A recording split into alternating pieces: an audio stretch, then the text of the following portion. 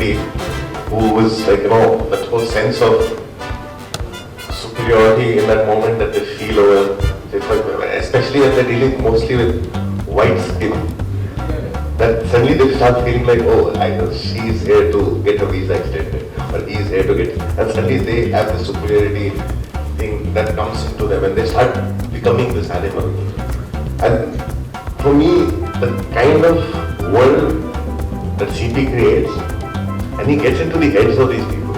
You get into that world, and sometimes it also confuses you because he puts you in the shoes of Harikumar. And you have this kind of sympathy and conflict, and you start feeling where he's coming from, and you see that the world he operates in, it justifies because relatively he's less corrupt compared to others. And that's the magic that the book should do. And this does. I'm trying to read the end, in between things. And the world that made him kind of gets herself into this whole labyrinth of this Kafkaesque labyrinth, in the sense that she's going through exactly what probably Joseph K. was in that, and she can't decipher that world. She doesn't know what is going on. She knows what she wants. She knows what she doesn't want. She's caught in that situation and her things. And it is just, it's like what somebody said in the beginning, that you don't know whether it's a thriller or it's a literary fiction. And the way it's written is so believable and real. Because when Suchitra and Denzel were reading here, and you could feel it unfolding in front of you, and when Denzel spoke that line, that is your responsibility, the lady sitting right next to me, she quietly said, so? She was reacting to it. I think that's the power of writing, that's the power of good writing. I'm so glad that there are books being written like that in English in India, because I seriously am very disappointed a lot, because they're very few and they come after long periods of time that you see a good book written by Indian in English about the world. The one before this I read was Atul Sharma's book, which was probably not written here, and then Somnath Bhattacharya. I think in between I've not read many, maybe I missed some, but I'm so glad that I was here to release this book, and I wish I had finished it. I think I will finish it just another 2 hours I think. Thank you so much. So actually, I wanted to ask you, why HADAL? First, I must thank both Anurag for finding the time to be here. Maybe the short notice to be here. Tremendous job of doing that. One of the things which I think in terms of writing is that because I keep saying this to everybody, listens to me. I am a bit of a nutcase. I must tell you that for a very long time I thought that everybody was normal except me, but towards the end of my midlife I realized that everybody was mad except me. So but there is this anxiety neuroses at work, so every sentence has to lead to something. There is a thing, what is going to happen next is a problem with me. I have no idea what is going to happen next, but then I'm curious. HADAL actually comes from a Greek word called Hades. Is the abode of the dead, the netherworld. That is one aspect of it. The other aspect of this HADAL is that there's a particular marine region, the sea, which is about 23,000 feet deep, and where the density and the density and pressure are really high, and so are currents, which is what happens between people. I'm finding more and more that people are constantly wearing masks, and as things go by, as years go by, I realize that there's not much difference between the mask you wear and the face that you have grown. So there is something about that. So it is about people, it's about what we do to each other, is how we are talking to each other but thinking something else. It's about the currents which we issue from our almost non-existent heart, and catch everybody in that flow. When I was reading this book, I came across a very interesting line. Maybe you should throw a little bit more light on it, because that forms the backdrop of of the book. Somewhere in the book, you quote, Honey Kumar had thought needed good sex on a regular basis. Half the problems that people had were because, just like him, they were oversexed and underfucked. So, and he says to balance that, when you have your money's worth. Yeah, I think it's well put. That's all I can say. But oversexed and underfucked is a certain kind of state of mind which kind of represents India. And the moral condition, the kind of things we ask of other people comes from that actually. The entire thing is a very defensive posture. And we keep talking about, why you should be like Ram, Maryada, Purushottam, though I would think, I hope, my former management is not here because I might be taken to court on that. The Maryada Purushottam himself is an extremely defensive person. If you read Ramayana, how can you desert your beautiful, sensitive, sincere wife because the public perception will damage you? How do you do that? How do you say that, I let her walk through the fire, man, because I need to appear as good? There is something about it which tells the conscience or speaks of the conscience of this country. There is one perception which you put out and there is some reality which you really live. So I suppose I stand by the story as a good reporter. So you talked about, I'm just digressing from the book, you just talked about the fact that had your management been here, there would have been something, So what's the story about your exit from DNA? Would you want to clear the air and probably, come cleaner? Is anyone from the management here? Please put up your hands. Oh, you are the management, all right. Okay. The management doesn't bother me, but what I am going to say might eventually bother me because my monies are with my office and I think I would like to have it before I leave. So I think I let that pass. Okay, so he clearly ducked that question, that's fine.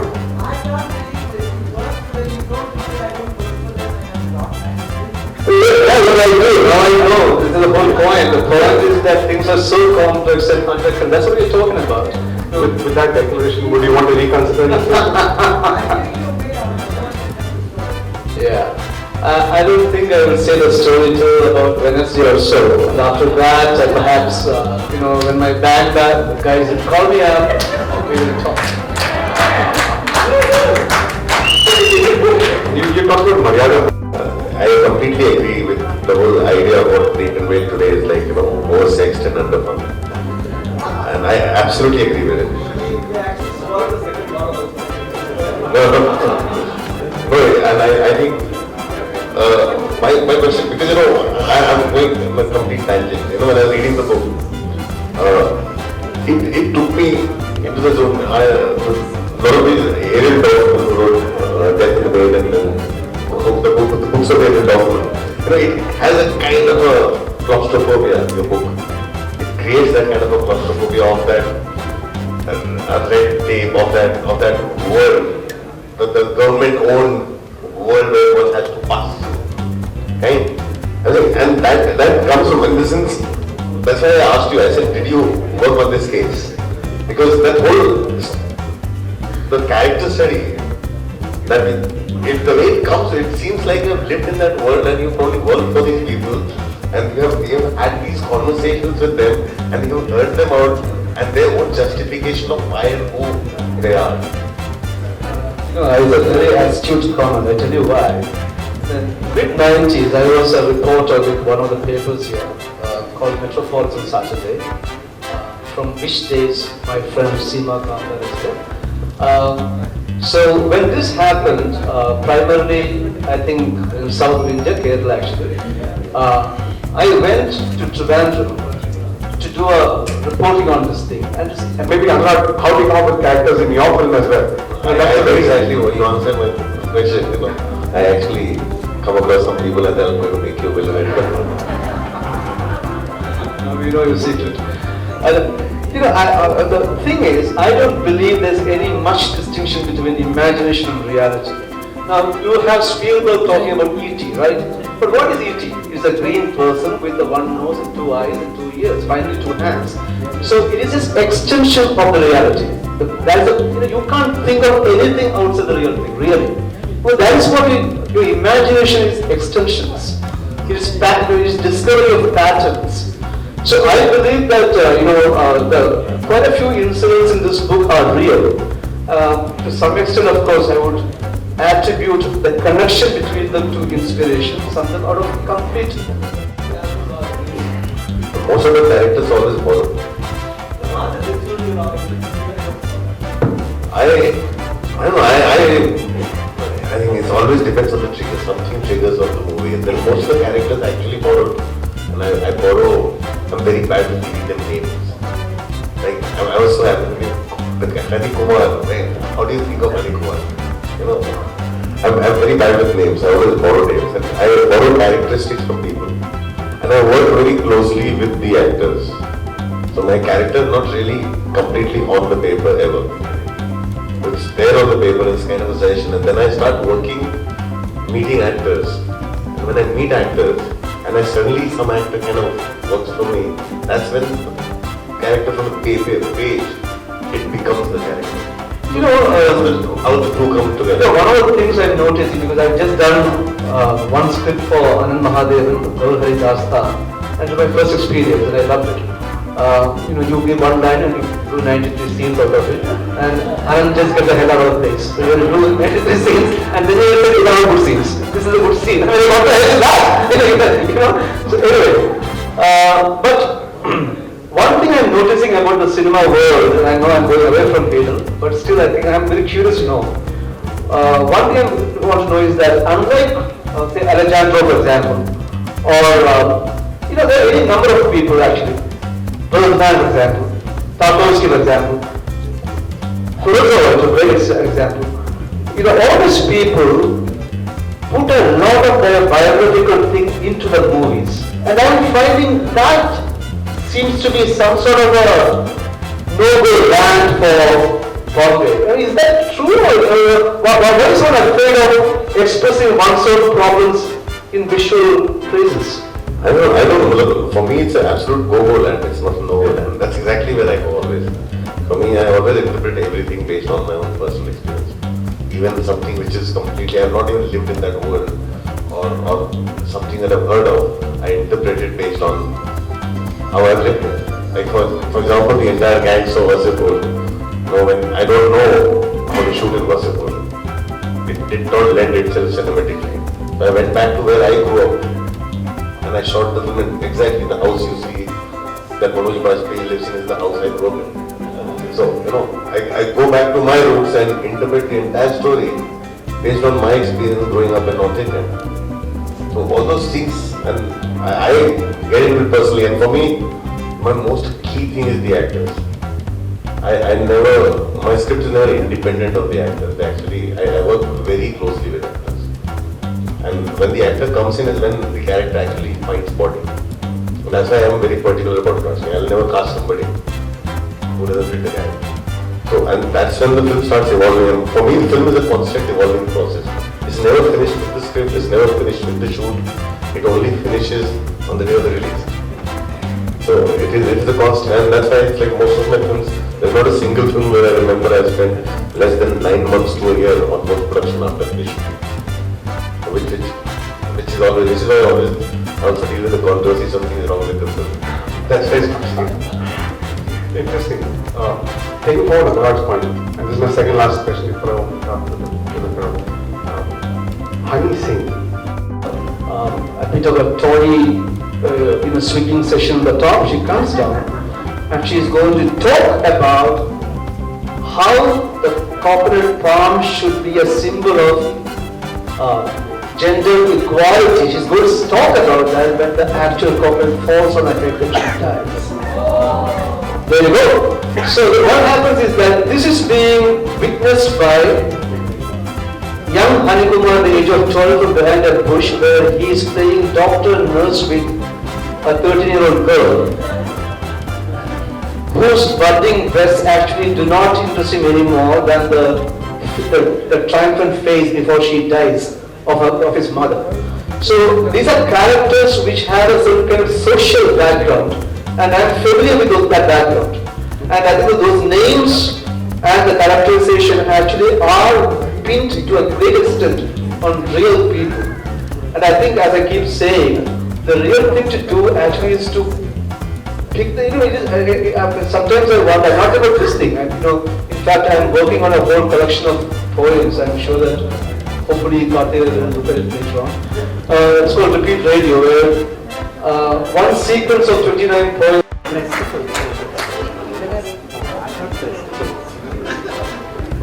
Not a bad question, that one. Since management is here, I will not answer that question either. But I must tell you that, there are two, three things which I keep thinking to myself. And one is that, as a society, we live in a world without myths. We have to have mythology, right? So that thing is over. You've lost the wonder, you've lost the epic scale, you've lost the Homeric thing, you've lost the Ramayana thing, Mahabharata, the great waste of Mahabharata. You've lost it all. What is a new mythology? It's a secular mythology. What is it? It's news. You have to have news. And news has replaced a whole lot of traditions in talking and writing and living. What do? You keep talking about Narendra Modi all the time. Why? Why do you do that? There was a time when I used to have a column called Low Life, long back in times of India. All of you look very young, too young. You look like minors. I should not be even talking about these things. You should be misguiding you into the ways of art, art and stuff like that. But I used to have a column Low Life, and then I followed that up with a column called Pitch. Now, if I wrote those columns now, I would be in jail. Because situations evolve where you have to be playing to protectionist lobbies. Everything is a matter of rights, right? Dalits have rights, women have rights, gays have rights, everybody has a right, right? So we're taking things out of the ambit of humor, right? You can't attack anything, you can laugh at anything because everybody's going to say, boss, you are hurting me, you hurt me, you hurt. With that you hurt me. I'm offended. So while waiting to see me, I would like to open the floor for any questions. Few odd things which are not normally done, and runs out of visa. There's this police officer whom I met and who is still alive, who actually goes to her and says, no, that's what she did. She declines it, and he starts fabricating things about her aspiring, right? What aspiring about? It's about the cryogenic rocket technology, which basically means fuels are kind of made,